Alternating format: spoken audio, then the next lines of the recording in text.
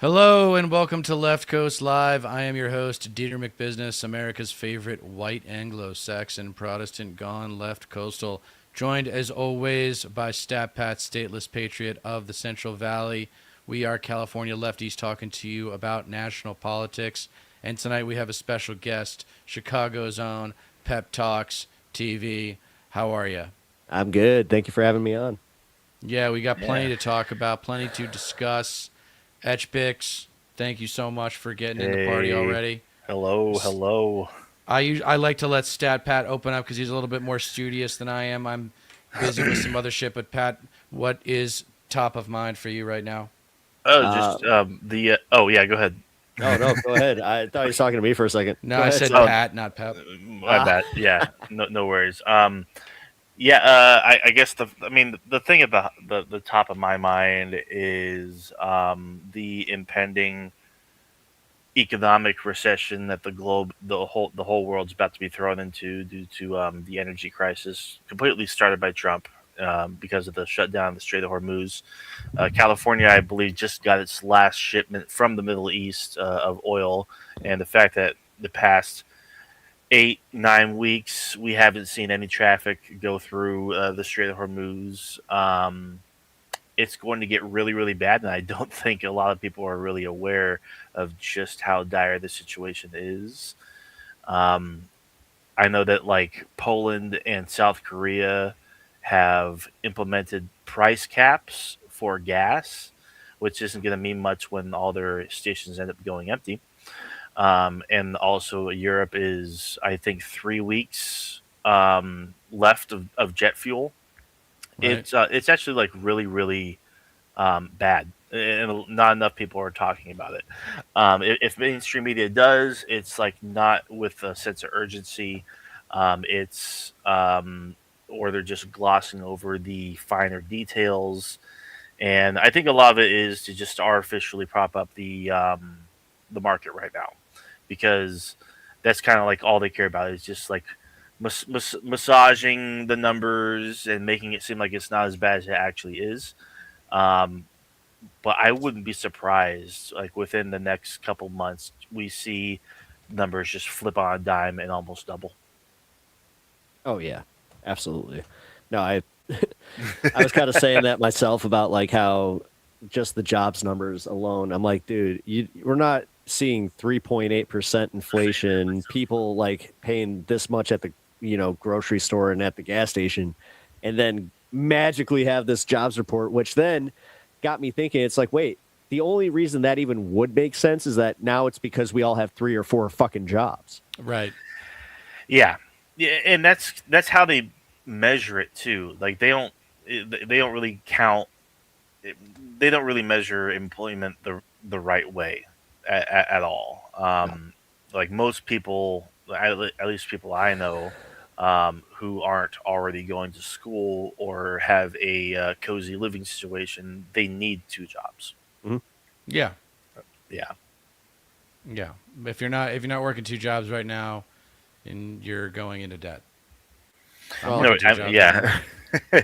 Shit, I got a couple outstanding loans. Yeah, it's not pretty right now.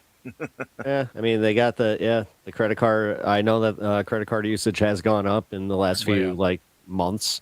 Yep. Um, Yeah. No, I I mean mean, this is what happens. So I don't know if you guys are familiar with like the pattern of getting into credit card debt. What usually happens is the family or the individual, but let's say it's a family, they've got their income and they have to use a good chunk of that, if not most of it, for rent and utilities, and that's stuff that you need cash for. And then everything else goes on the credit card. They pay off the credit card as much as they can every month, mhm, but ultimately they're not getting ahead of it. Ultimately, it could be a few $100s every month, it could be $1,000 every month, but Yeah. every month they are going slowly but surely into a deeper chasm of debt. And yeah, ultimately, they just have to Yes. file for bankruptcy. yeah, and it's like I can speak personally to something with me where it's like I was very good with my payment history until we had something happen in my family where it was just like you can never plan for it, and it's like Right. you have to miss one payment, like you said, then all of a sudden all that interest is there and you're fucked. Yeah. Bingo. Unless you Yeah. come into some serious money in one big chunk. Mhm. and that doesn't happen very often. Usually, only when like someone dies or something like that. Yeah. Um, Right. but yeah, no, I mean, the Iranians are a tough people. They Hmm. are a tough people. It's like funny, we talk about American exceptionalism on here, Pep, a lot. You might want to ban And this guy real quick. oh yeah, Hmm. oh okay, cool. Hmm. Um, so anyway, we talk about American exceptionalism a lot, and it's hard for Americans to believe that other countries out there are as tough as we are. Mhm. And the Iranians are showing that they might even be tougher than we are because we're supposed to be the ones with the superior resources, and here we are in a gridlock with a country that's as Where have I big as seen our this west before? coast. Yeah, Yeah. exactly. Vietnam, Yeah. Bro, Iraq, the Iraq War, Afghanistan. man. Yeah, No, Iraq Yeah. dude, was like I yeah. remember when they sold us Everything the too. Yeah. Iraq War. They were just like, "Yeah, we're gonna be in there, out of there, real quick." It was like 3 weeks. Like they had the same thing where it was like, "That's gonna be a few weeks," but they didn't have like a Trump character. Like Bush didn't go out there. He's just like, you know what? We're gonna have to take a few more weeks. Like he did mission accomplished, and then everybody like kind of forgot about it Right. for as far as like the general public. You had idiots Right. like me that were just like, Dick Cheney's the devil, Donald Rumsfeld sucks, blah blah blah blah blah. Meanwhile, my dad's just like, wait, we're still in Iraq. It's like, yes, we are. They Yeah. were there for Yeah. 20 years. Yeah, we were. Yeah, no kidding. And they keep. I mean, there's still no um, actual spoken set objectives. Yeah, They haven't uttered that to the public at all. It's always shifting too. There's never a concrete goal. It's always some other thing or another. And like now we're at the point where the U.S. is admittedly, this is like indirectly admitted by Hegseth, we're low on ammo. hmm, We can't actually carry out said goals because of the um, depletion of uh, ammunition, and not to mention Iran. Like Iran really does hold all the cards right now. It's hmm. still the case right now. Like all they have to do, because like for instance, the U.S. keeps on saying like Iran could never have a nuke. They could never have a nuke. They could never have a nuke. They don't even need a nuke at this point. Like No, even if they wanted to, I'm still not convinced that they want to. It only takes weeks to actually enrich uranium to the point to weapons grade. If I they actually wanted kind a of nuke, they would. believe the Ayatollah didn't want it. Like Yeah. with everybody saying he was super moderate. I mean the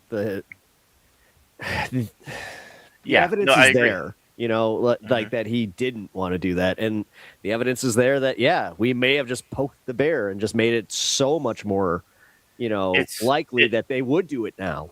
exactly, yeah. And honestly, I wouldn't fault them. I wouldn't blame them. Like what Trump has done, obviously with the help of Israel, is single handedly just reorganize the entire global order because it was kind Yeah. of like an unspoken, an unspoken fact to some extent or another that Iran already controlled the strait, but it Yeah. was the fact that Israel and the U.S. started bombing Iran that Iran's retaliation wasn't like, okay, well, I'm going to hit you back, like I'm going to strike the U.S. mainland, or of course they hit Israel, but they don't even need to. All they have to do is attack all the energy infrastructure. That's why they hit Saudi Arabia and Qatar and Oh, that's the why the pipeline UAE. is for better, or like it's a Yeah, pipe dream. Like for them to think that, oh, this pipeline's the magical fix that could never be right. hit. It's like, No, come right. on. No, seriously, and it's the point now where like it will take months up, like it'll take years to get all these refineries Mhm. and energy, all this energy infrastructure out over there back online. It's better than having a nuke because all Iran has to do is send little cheap $30,000 drones to the infrastructure over there, and just we're back at the same place. Mm. It's like they can literally carry this out for as long as they want. Honestly, And the best that the U.S. can hope for, as well as Western powers in general, who are really going to get hit by the fallout of this conflict, the best they can hope for is getting the same deal that Obama got. Yeah. Did you see the whole Yeah. thing about like the CIA report about like the actual like toll? Like, okay, so like the CIA released a bunch of just surprising information to anybody that's been paying attention to this, because yeah, we haven't done any damage, and really, no. they are continuing to refine in the same exact areas that we're claiming that we hit. Mhm. You know, and there's satellite imagery that's accessible to every news source that can like see that. Well, like now, whether or not that's because the Iranian government wants us to see that, that's a whole nother story. Because somebody pointed out, they're like, well, they could totally blur that. It's like, yeah, good point. Okay, like, Right.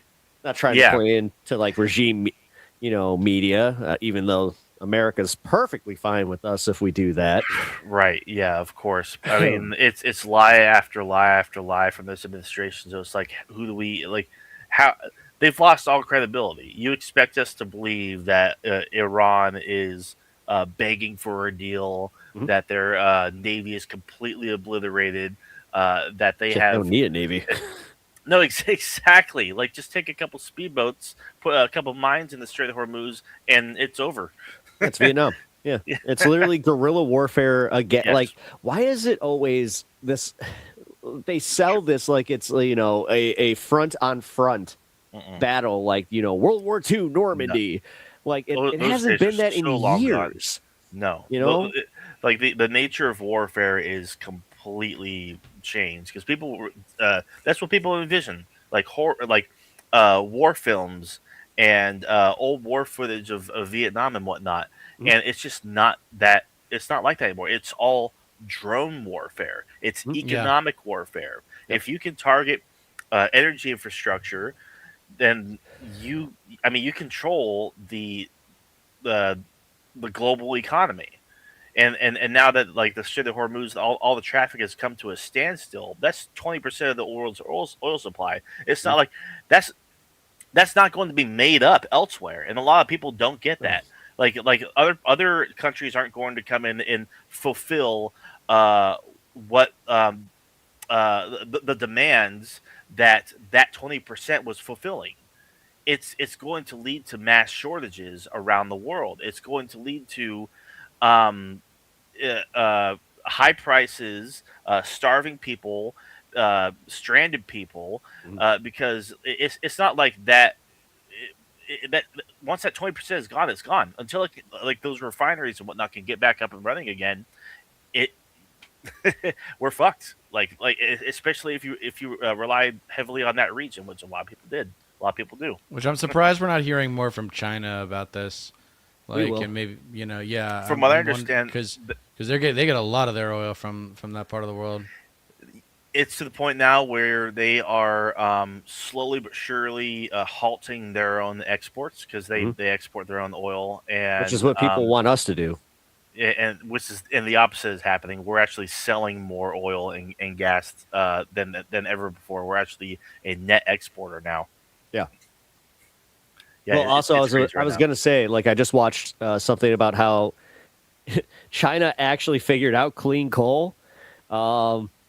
Yeah, they actually Really? have a process where it's like they take like the electrons and they like crush it into dust, and I guess like the whole crushing it into dust thing produces the charge that they need, which and it doesn't leave any byproduct, which is just like, holy shit, they actually did it. Like, Right. wait a minute. I've heard something about that, and I've heard that like when it comes to coal and processing coal, there are like three main different types, and they all vary in terms of their usage and how clean or dirty they are. And I mean, I'm not surprised. I mean, apparently they're powering electric cars with this, where it has like a special cell that doesn't. It literally has no byproduct outside of the charge from the battery. Which, wow, yeah, That's insane. exactly. Where you're just like, what? Wait a minute, and then I they have to cracked hear about the- this from multiple science channels where it's like, okay, this is true. Like, this isn't Wow. just some like conspiracy theory. I watched some boring ass science dude that was just like, yeah, they figured out clean. Yeah, I mean, it's technically, I guess you would call clean coal. I wouldn't call like he's definitely not a Trumper, so he's just like, yeah, I wouldn't call it that. But they found out how to produce electrons from coal. It was just like, Man, what? wow. Yeah. That The sounds gel batteries, nuts. yeah, gel batteries. Yeah, it's Wow. crazy. Yeah, And that's where, like, I think that also Trump is going to sign. This is where I have to agree with Sagar. He said it earlier on Breaking Points that he thinks that Trump is going to allow Chinese EVs to be sold here. it's getting that bad. Like they're just going to wave the bans. The white 'Cause I think that Biden Yep. signed the ban into law. Yeah, he Ban did. Chinese EVs. Yeah. He did. Which again, you Yeah. thought would make Republicans happy because damn China. Yeah, but they're all about whatever. That's how drastic it Democrats is right say they now. want to do the other side. I mean, if it lessens our reliance on fossil fuels and shit, I welcome it. Shit, Mhm. I mean, a byproduct of all of this chaos and just horror is that maybe people in general stop using fossil fuels as often because like there's just going to be mass shortages. Like there's no other way, you know. I mean, even though it's going to get really, really, really bad the next year, unless like even if traffic in the Strait of Hormuz was to return to its normal levels before the end of February, when America started the war, I'd say August. it's going to take months for Yeah. things to actually get back to a sense of normalcy. Now, do you guys have any faith in Gavin Newsom possibly suspending your gas tax? No, No. I don't think that's going to happen. I mean, Um, the pressure uh, seems to be coming from the if red he had a states, clear- though. They're going to if he have had to. a- Like, we're in an if he election had a- year. If he had a clear favorite for governor, then maybe. But he's made it clear that he's not going to get involved, which is probably the smart That's play smart. by him. Dude, yeah, he could bring Steyer down just by giving him an endorsement. No, Yeah. of course. Like, and I feel like he would endorse like Becerra or someone like. I You mean, think so? yeah, Really? Becerra's oh so yeah, dirty, though. yeah. Yeah. Villagrosa, That's the seemed a thing. little bit respectable, I thought. I don't know I much mean, about him. Yeah, I don't know much about him too, but like in terms of front runners, it's right now it's between Steyer and Go with Becerra. Steyer. Honestly, like as a guy who has JB Pritzker as his governor, like Yeah. I was proven wrong about him because again, I don't believe in benevolent billionaire shit. I really don't. But Come on, as man. close as you can get to it, me and my wife have a running joke where it's just like, you know what? He may be a billionaire, but he's our fucking billionaire. Yeah. Yeah, that's kind of how. I mean, we don't love Steyer, but Yeah. he does seem like he openly, touts being a class trader. Just like Yeah. fuck yeah, more people like That's you. what I liked about that's what I liked about JB because like one Yeah. of the things they tried to give to us like on a ballot was that we could tax anybody that made over $480,000 a year, and I was like, oh fuck yeah, but these dumbasses because they put it on a bit like literally it was prop. a very rudimentary sign, just bright red, no new tax because nobody did the research on it. Everybody voted no. When it would have helped all of us. They just did the same thing with the Cook County moratorium on taxes, where it would have gone to all the fucking businesses, but then we vote like everybody like voted against it, and now they're just like, what the fuck, Cook County? It's like you fucking did that. Yeah, I mean, people really just don't do their due diligence. I see a lot of Javier Becerra supporters on like my local news channels, social media accounts, and whatnot. Just like you don't know what you're supporting. Like you like PG&E, you like Chevron, you like Big Pharma, like you like corruption and shit. You like dirty politicians. You just want some more of the same bullshit. Oh my god. I was listening to the ContraPoints, Brianna Joy Gray. I still need to interview listen to before. that. I heard it was a shit show. Brianna It's Joy not a Gray and shit who? show as much as I was agreeing with ContraPoints way more than I thought I would. I was like, oh, wait a minute, this is Did you say backward. disagree or agree? I agreed. Like I was actually agreeing with Contra a lot So more what than is? I thought Can I you would. can you synthesize? Can you synthesize the ContraPoints like complaint? It sounds like she's complaining.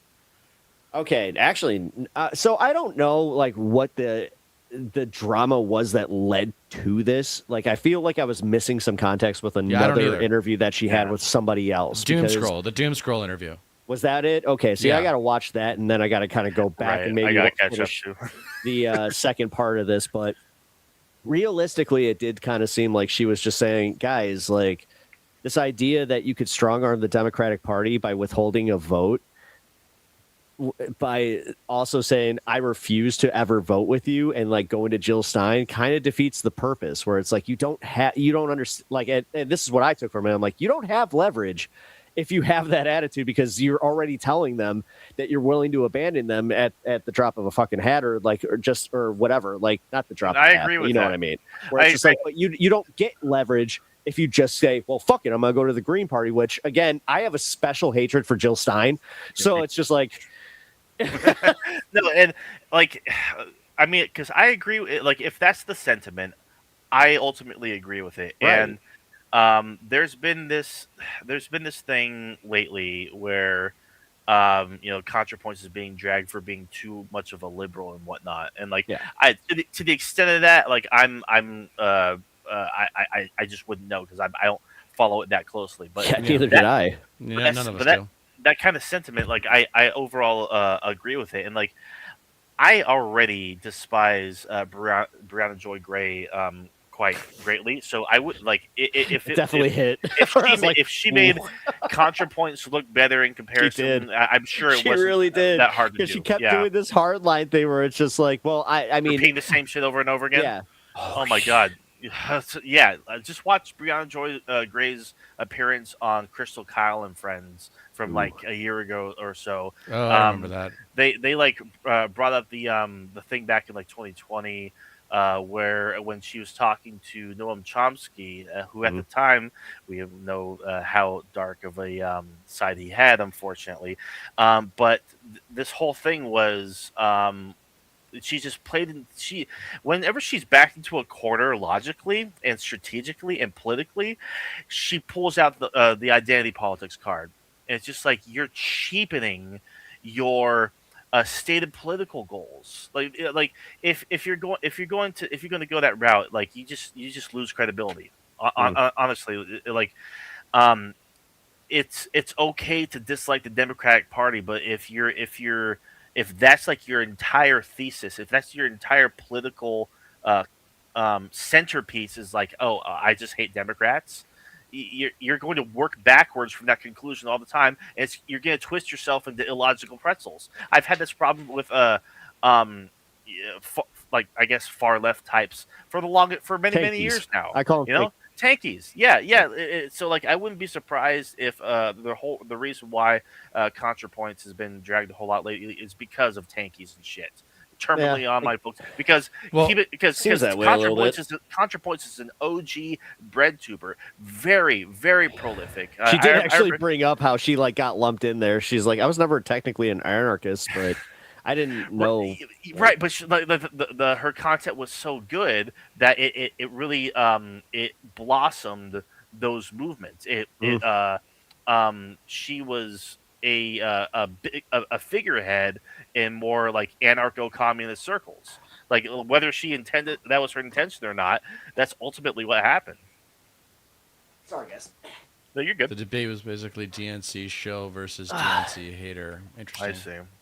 Well, I mean, I hate them, and to some extent, I'm a shill as well. Well, so one of the things in the Doom Scroll in her Doom Scroll appearance, the thing that like I understood was that she got too popular, and then she kind of lost that street cred, you know, and that happens. Like it's everybody. I think a leftist love to kind of tear down popular figures. Hassan being the exception that proves the norm.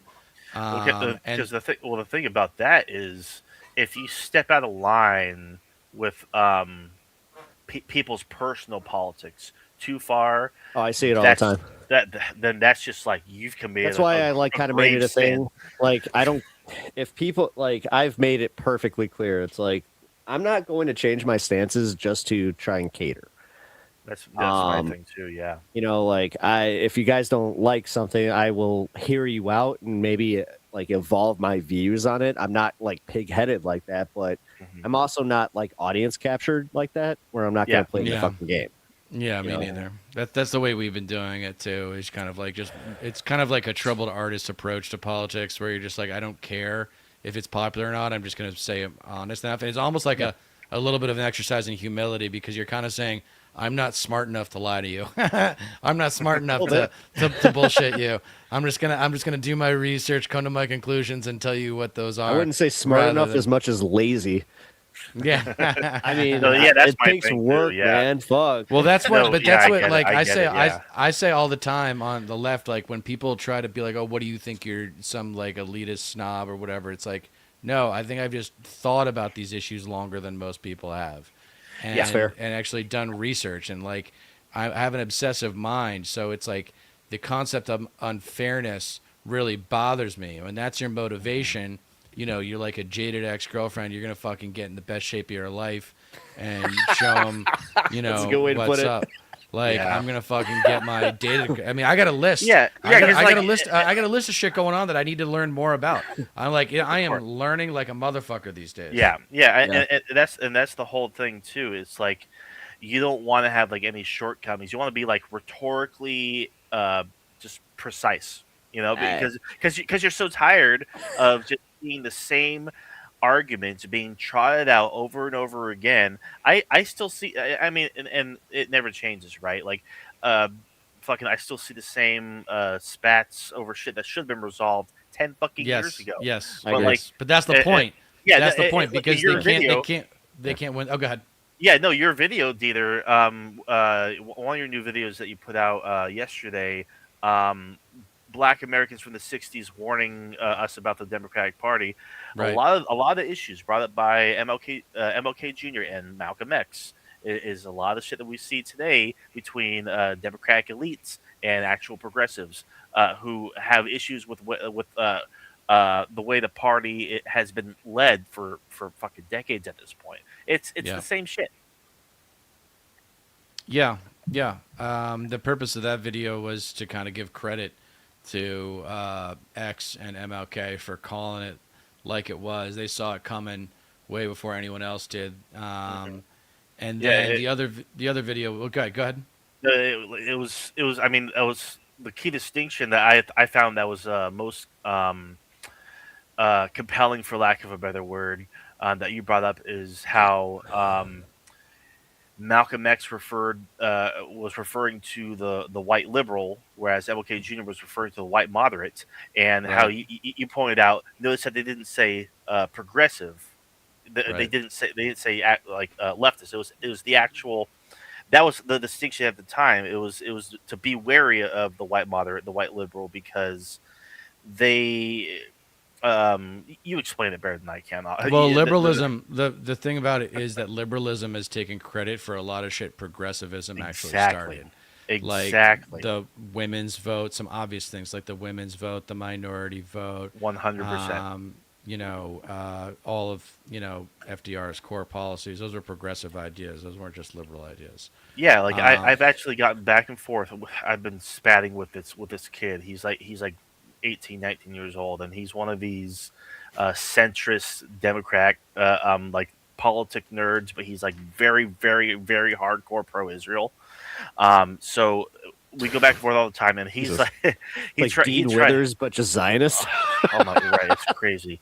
Um, he's brought up how well, because we go back and forth about liberalism versus leftism, and he's like, well, liberalism was what gave us civil rights and this and that. no. It's like no, like it was only politically advantageous for them because leftists fought for it.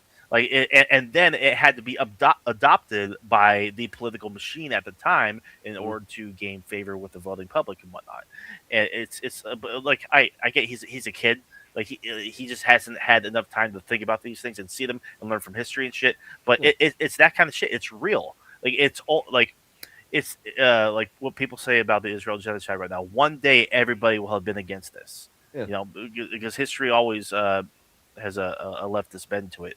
I don't know, man. If you took a poll right now and say who do you wish had won the Civil War, I bet you'd get at least 20%, if not 25% of America saying the South.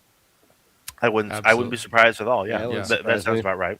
Yeah. Yeah, I mean, 1/3 is MAGA. That's the biggest part of that's the hardest part about coming to terms with MAGA, is coming to terms with how fucking big it is. I forget who said it recently, but I'm sure it's been said multiple times before by other people as well. But we really did not punish the South enough after the Civil War, and No.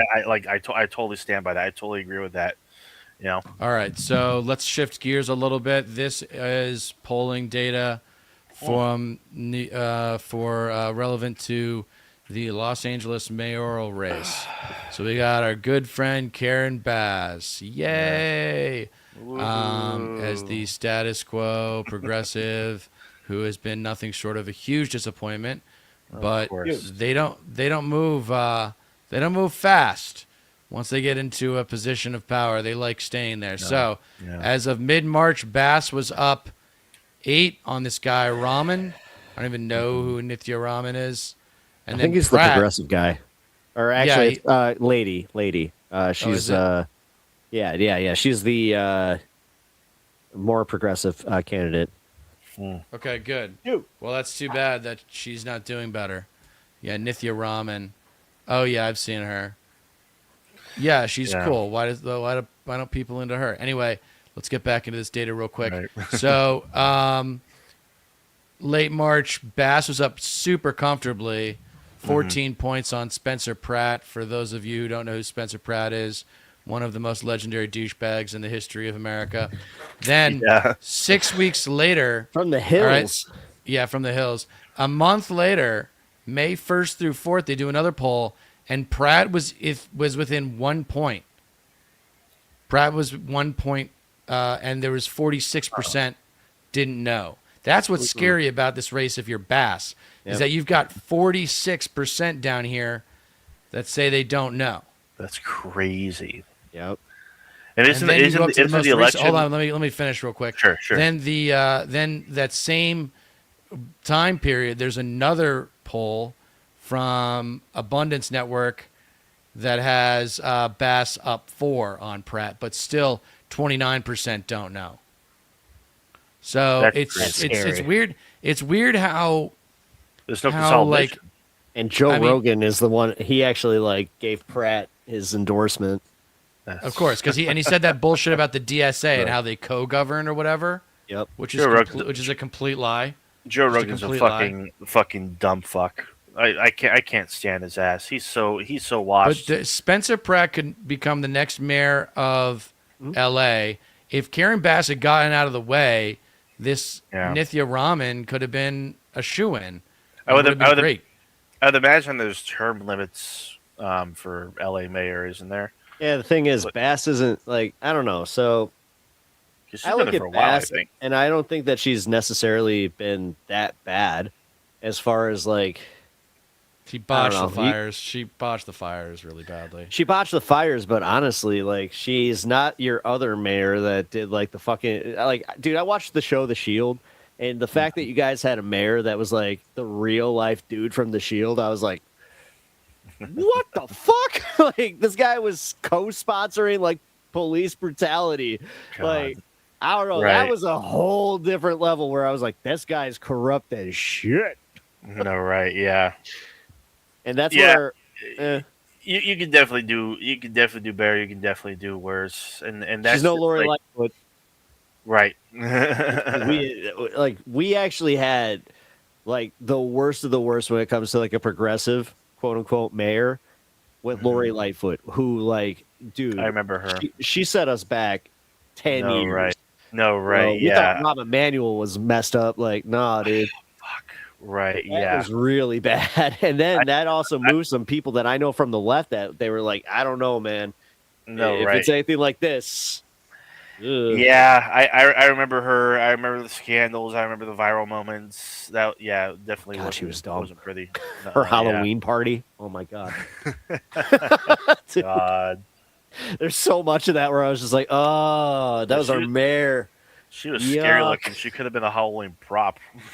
Well, again, to make Rahm Emanuel look good, That's that how. It's hard to do. that's my point. Like, Yeah, dude, he's a bad guy. He's a really bad guy. he's That a whole family. certifiable piece of shit.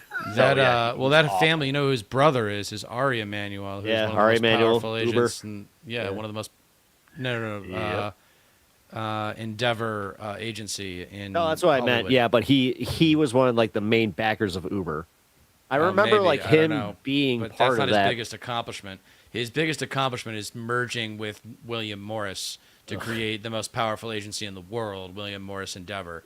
Although there is an argument that CIA is more powerful. It's definitely less Zionist. If you're an anti-Zionist, there really aren't too many places in Hollywood to go get yourself rep from. Really? Unfortunately, Yeah. yeah. Yeah, if you're an anti-Zionist, a loud and proud anti-Zionist, then you're gonna have some Oh, yeah. problems working with a lot of Yeah, like. Dieter, you're I gonna think have I problems told you working the with story CBS. about Yeah. how I was told Yeah. I was unmanageable. So Oh, really?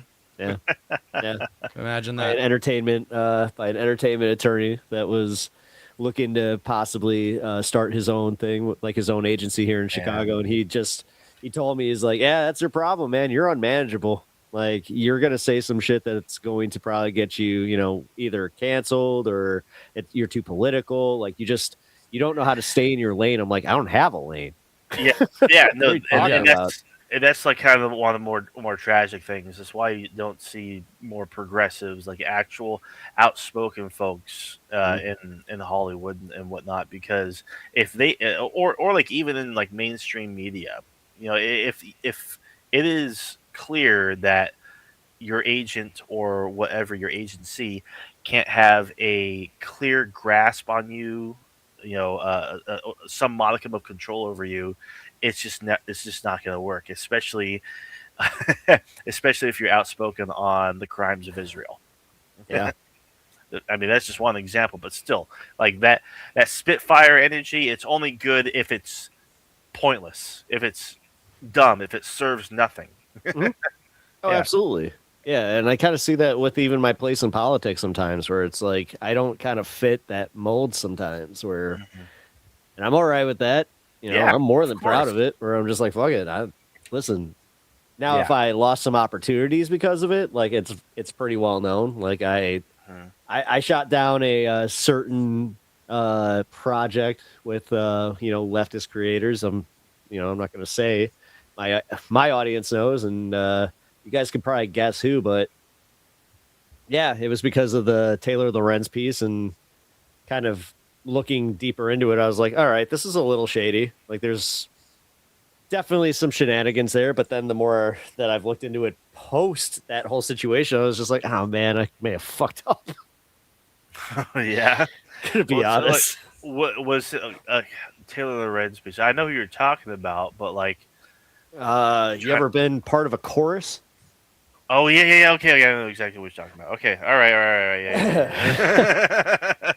Yeah, we've talked about chorus before on the show, and yeah, totally shady, and I It mean, was. it totally makes sense why people like Brian Tyler Cohen and David Pakman get invites onto Yeah, I'm so mainstream fucking sick of media, them. and I'm so fucking sick of those guys. like they're in the good graces of the DNC. David Pakman David gets fucking to meet Pakman. Yeah, but so Joe outside of Biden Pac-Man, like while he's BTC, president. say, like I get annoyed by him too. But the thing is, he speaks to like my They do for what they're mom's doing. cohort. You know what I mean? Exactly. Yeah. They are good at speaking to liberals. Yeah. They're good at speaking to more moderate Which They Democrats. want to hear. Well, their message is that they want to hear that the people in power know what they're doing, and we're here to tell them that they don't. Yeah. Well, There's They that. recognize it too late all the fucking time. Well, no, we Yeah. need Yeah, that's the thing, huge yeah. overturn in personnel. Like you can get the boomers there logically if they're not conservative, where you say all organizations come down to people at the end of the day. Everybody will agree with that. Okay, so the most consistent people that have been running the Democratic Party need to be replaced. And now it's like, okay, who do we replace them with? Younger, more progressive people. It's that simple. Like, and you're not, and you're what you're finding is now a lot of boomers are like, yeah, we blew it. We blew it. They kind of like, they're like, I voted the way I voted. I wasn't involved in public service, but I can't deny that we've been in power on the right since 1980 and on the left since 1992. Yeah. And so it's good to hear that. And it's like, okay, great. So we're going to jack up your inheritance taxes now. Yeah, I don't know. The one thing about Chorus that kind of got me was they're a little NDA heavy. That's You know? that's the that's Yeah, the thing because kinda it's got sketchy, us, dude. too. It's not Of that course. money. That money is. There's no way that's clean money. There, you don't know No. if you don't know where the money's coming from, man, and you can afford not to take it. Don't take it. That's the Yeah. steer clear. Well, Yeah. I'll be honest, I couldn't. Like, this is Yeah. one of those ones where it's like, I I really get hope it's my tempting. principals can fucking pay these bills because No, exactly. No, yeah, and like it's. I've thought about it too. You know, like I could. Like, wow, what if I was a sellout? Can you imagine? I totally get it. Yeah. I wouldn't be above like promoting products that or services that I've actually used. Yeah, I agree. I mean, I you did know, that with Schmau and Schmooze. Yeah. You know, As long as they I've accept- actually as long as I've actually used it or like understand the product or service, then I'm fine with endorsing it. You don't need to be like a purity like Kulinski and the Vanguard guys. No. Like those guys, those guys have literally never talked to an advertiser. Yeah, I mean, I can't claim that from day like because it was pretty much within like my first few months I put it out there, and they actually said yes, and I was like, oh shit, like I was Right. expecting that. It didn't amount to much. I'll just say that much, but Yes, Pinkerbell. I couldn't agree more. Yeah, it's negative riz. It speaks to people like they are children. Is he gay? He's not gay though. He's just like I don't think so. He's just a complete pussy. Yeah. He. What the I've, fuck? I've actually like from firsthand experience. I actually called into his show back in 2019, I believe, and like I just felt like I was being talked down to rather than leveled with, Mhm. And it was because I was probably like a bit too. I was approaching things from a bit too much of a left position, I guess. I've just never really got good vibes from him. He was good like when I was first getting into like actually becoming a progressive. I did watch him a lot, as well as Jimmy Yes, Dore or TYT or Rebel HQ Right. and whatnot. And then of course like I just moved even further. to the left Graduated, because- right. Yes, exactly. But Well, it was just so superficial. It was always just like Yes. conservatism sucks. Yes. What are we gonna replace it with? No, That's always everyone's. exactly That's like it. when we were It's when junk food. the feedback that we were getting when we were doing the California governor's debate live a week ago was that all Democrats do is talk about how much Trump sucks, and that's not like entirely valid, but it is partially valid. Where a lot of Democratic Party politicians think that if they just keep the eye on Trump, nobody will notice that they take money from, whether it Bingo. be APAC or defense contractors or Big all pharma, sorts of sketchy, big oil. all sorts of sketchy sources of information of financing. Yeah.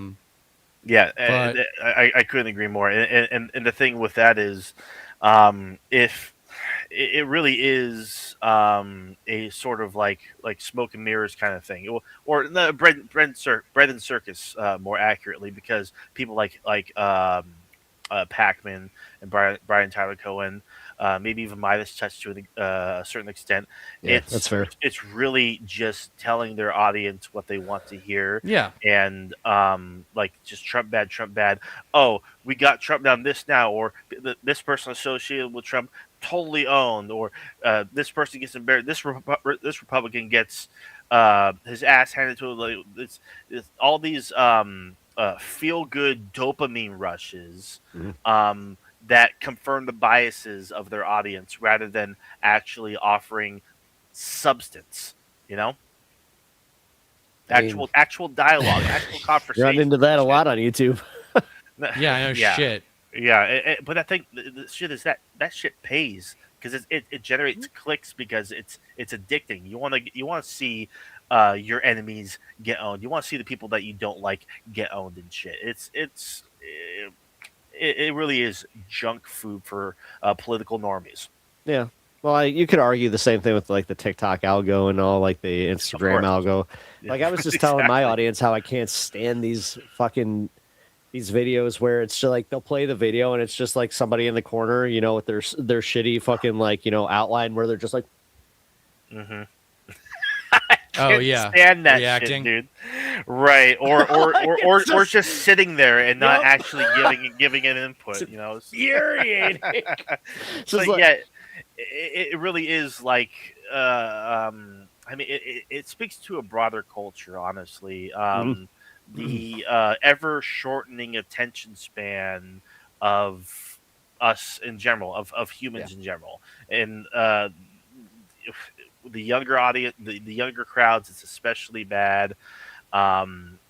Because But that's everybody, but like, you got to but you can realize that that's an actually opportunity if you know how to adapt to the shorter yeah, attention spans. You can yes, actually get through them quicker. utilize them. For example, I simplify things down where the truth, the analytical truth is that over time conservatism will devolve into fascism. Hmm. Just shorten that into conservatism is fascism, and Yeah, then fascism is evil. Nothing wrong with hating evil, ergo there's nothing wrong with hating conservatism. So like you can do that's actually part of the things that I do in the essays, and I cut the shorts up, is to come up with little quips that like people can take with them mm, into into their daily lives, particularly talking about conservatism. Like for one is the three false gods of conservative citizenry, which is the Constitution slash the framers, the unregulated free market, and then the uniform. Cops, soldiers, those kinds of figures. Those are yeah. the false god. Those are the false gods that they worship. Just pointing out further their hypocrisy. Because if you've Hmm. watched my recent videos, you know that the three cardinal sins of American party politics are hypocrisy, narcissism, and ignorance. Hmm. I Yeah, mean, you could argue that for any capitalist, system that Well, also they're both affects. capitalist. yeah. Yeah, Both the parties are capitalist parties. yeah. Yeah, exactly. Yeah, I couldn't agree more. And your videos, your two news videos were very excellent. I especially like because we talked about it for the longest time. Like you were hyping up how do a video takedown on Bill Clinton, and it was more than that. But just to have it all the points just all organized succinctly into one effective video, it was so good. I shared it with my dad. Yeah, good. That's what I want. It was yeah it was that good, like you basically nailed all the points, and it makes you really if I were if I were a hardcore Democrat, like I wouldn't be able to look at that video and not walk away from it realizing, oh wow, Bill Clinton was actually really awful. Is this how the Yes. Democrats have been like Mm. for like the past 3 decades? I mean, Yes. that's exactly, like, that should be See, like shared a lot more the broadly. tougher nut to crack in the essay that I'm working on is Obama, because he's Mm. still so beloved by so many people, and it's And just he because they haven't done their goddamn homework on him. He just did a thing with Mamdani. He just did a thing with Tallarico. Like he's still around, dude. Mhm. And the one of the bigger things that I'm struggling with is like my whole thesis on Obama's ethos, his Mhm. ethical problem, Mm. his internal credibility was that he was more preoccupied with being liked as Yes. opposed to being respected. So Yes. that's kind of my thesis. But I would argue that's still his that's still his Mm. modus operandi. He cares too much about his own legacy. He cares about like maintaining his legacy because he is still like one of the most, if not the most popular Democratic figure, if not the most political he figure in is the country. I believe. Yeah. he is the most popular. Um. Yeah, he is. uh, Yeah, he easily. he. But he just manages I to mean, it's superficial though. The thing is, we Yes, overthink this sometimes. It's literally as simple as like he was a nice economy guy. good, got us out of fucking bad times. yeah. Look, Yeah. surprise, black president did good. It's literally that fucking superficial bullshit. No, right, yeah, and he actually did an appearance on it was Stephen Colbert, I believe, if I'm not mistaken. It might have been his show or something, but like he said one of those things that like has been said before, but by Nancy Pelosi, and I remember when she said it, it pissed me the fuck off too. He Oh, the Republican talked, Party thing. yeah, he urged the need, like his desire. Like if I could change something right now, it would be, um, you Have a know, strong have, Republican Party or whatever. basically that was Yeah. the general gist of it. Like, But I talking about superficial, he doesn't go into the details and be like, as long as they became pro-choice, like what like, like as long as they actually treated immigrants with respect and dignity. It's like, what are you talking about, dude? Yeah. If the Democratic Party of today were the Republican Party, and then the Democratic Party today were run by like AOC and Bernie, then things would be maybe functional. I But just wanna Do you I guys just ever wanna think know like about what like how? Oh, sorry. no, I just want to know what he thinks is redeemable about the Republican Party, especially now. I mean, he thinks that this party is salvageable, and like what gets me is that I don't think he's this talking about MAGA. I think he's talking about like the Joe still, Walshes of well, you know. yes, well, even though like he didn't get any respect from them during his entire tenure as president, so like No. where in the fuck is he getting this idea that they He need sees to, it as that they being need easier to saved work in with a- than the extreme left. That's how it No, is. that's Like, exactly it. Yeah, he would rather them still have power and influence Mhm. than the entire political debate be between liberals and leftists, and that's kind of like the gist of American politics right now because like fucking MAGA is dying. No one's watching conservative media anymore.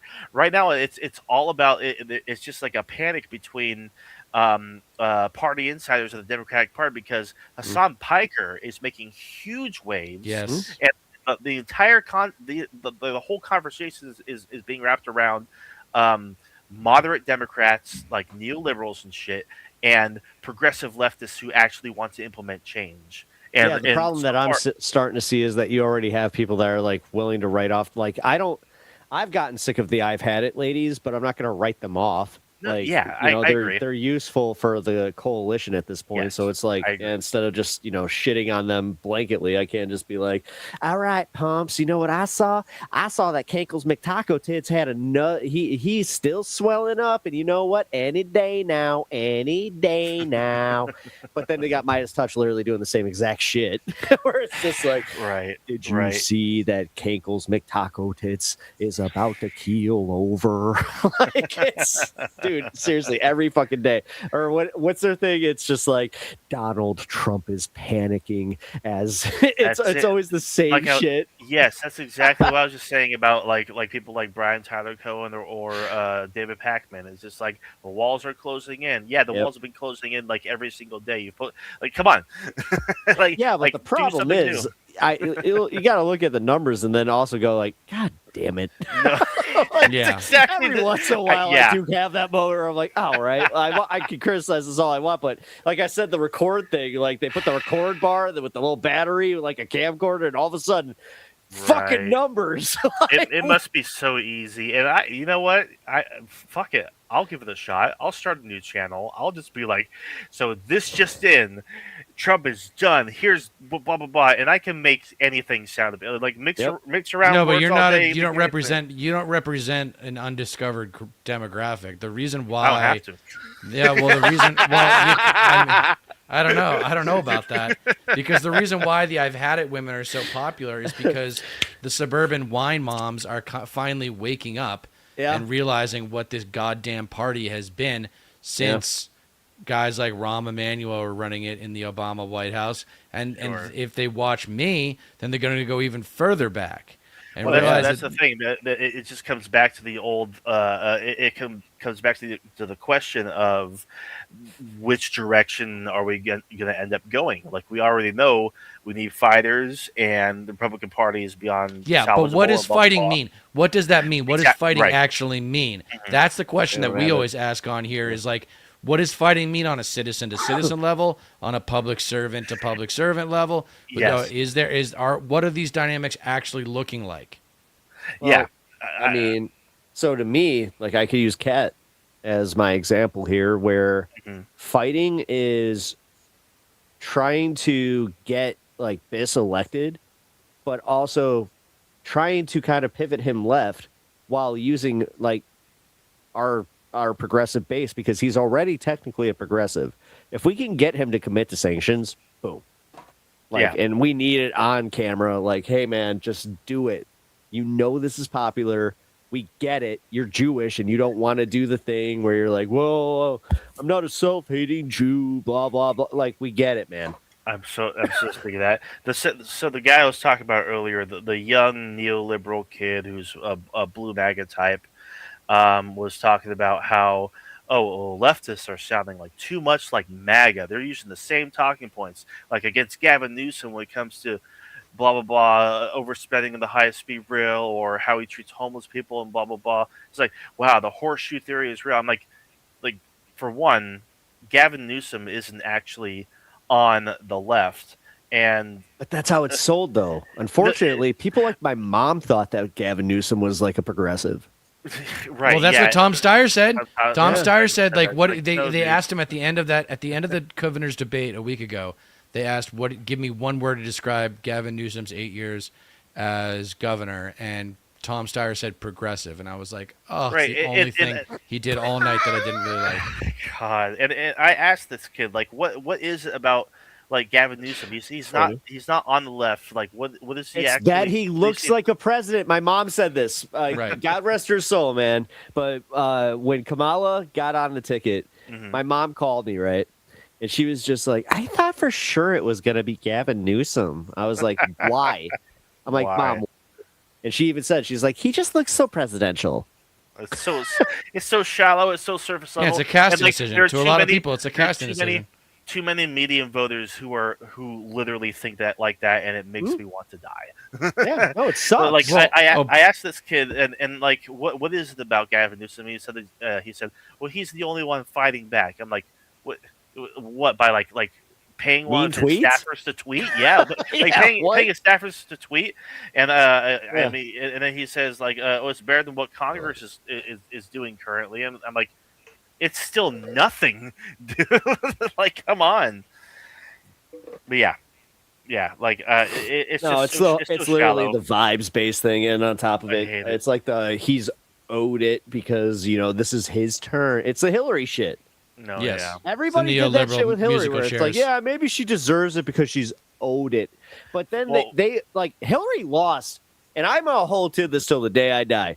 Hillary lost because of my cohort going, no, you guys are not doing this oligarchical shit, or the fucking not oligarchy, the fucking monarchy bullshit, where it's just like, no, Bush, Clinton, fuck you. No, that's not how we play this game. Right. Yeah, I couldn't agree more. I actually caught a video the other day. Dynasty, thank you. By a channel called Stickman Talks, and he because this is something I've actually wanted to do for a minute now, but of course we're still a far ways away, and we still need to go through the midterms. But he made a video about a week ago, tier listing the potential 2028 Democratic candidates, and it was actually a really, really interesting video.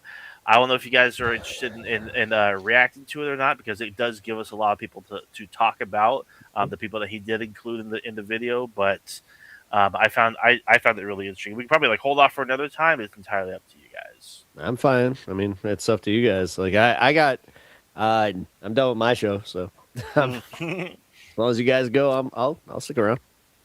What do you think, Deter? Yeah, I'm down. Hold on, let me get it set up. Sure. Hey, this is it. Yeah. Democratic candidates for president.